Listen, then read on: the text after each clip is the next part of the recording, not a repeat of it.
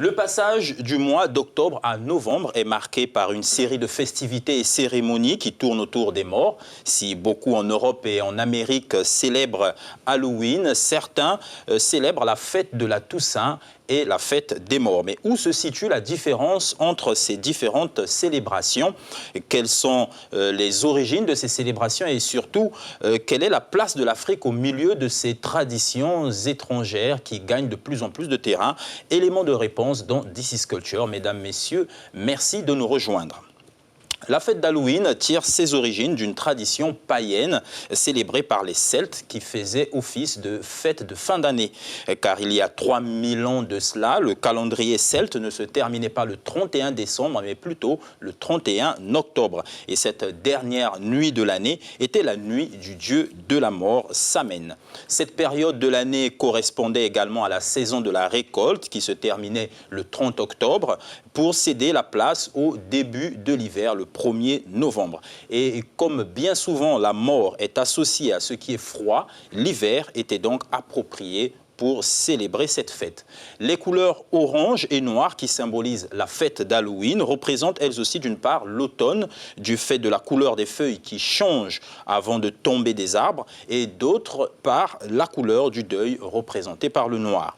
Et si durant la nuit d'Halloween, les enfants déguisés en fantômes courent les rues faisant le porte-à-porte pour demander des friandises, c'est tout simplement parce que à l'époque, les Celtes pensaient que les fantômes, après avoir erré durant une année, avaient besoin de réconfort et donc lorsqu'ils viendraient frapper à leur porte, il valait mieux éviter de les énerver, il fallait donc leur offrir des friandises. Au fil des années, et avec l'immigration des Irlandais, Halloween a gagné l'Amérique et est devenu l'une des traditions les plus répandues du monde occidental. Halloween, une tradition complètement étrangère à la culture africaine, s'est quand même invitée sur le continent avec l'effet de mode culturel, la télévision, les médias sociaux. Loin d'être une tradition en Afrique, elle devient plutôt un fonds de commerce dans le monde du divertissement. On crée, on vend des déguisements. C'est ainsi qu'on assiste par exemple à des Halloween parties et même à des danses dites danses des morts. Suivez.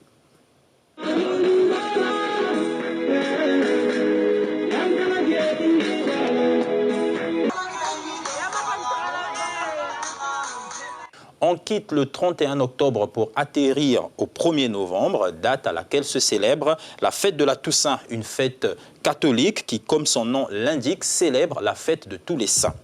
La Toussaint n'a aucun fondement biblique, elle a été instaurée en 830 par le pape Grégoire IV et dans beaucoup de pays, c'est un jour férié.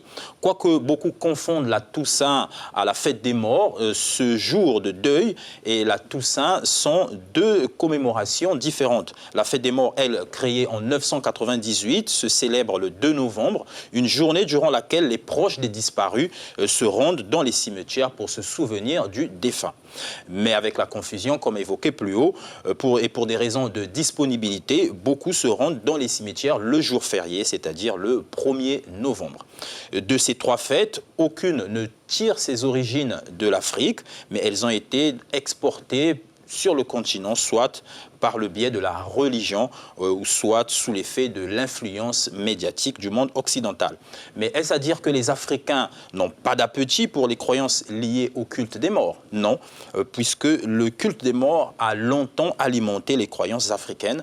À l'origine, les croyances animistes étaient courantes sur le continent, une croyance selon laquelle un esprit ou une force vitale animerait les êtres vivants, les objets, et encore certains éléments de la nature comme le feu, le vent et autres choses comme le vaudou par exemple.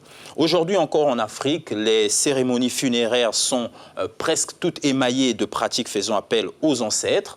C'est le cas par exemple à Madagascar où l'on célèbre la fête de retournement des morts, une fête qui consiste à exhumer les dépouilles des proches et à les envelopper de nouveaux linceuls. Une occasion de rassembler tous les membres de la famille et surtout les nouveau-nés pour pouvoir les présenter aux défunts.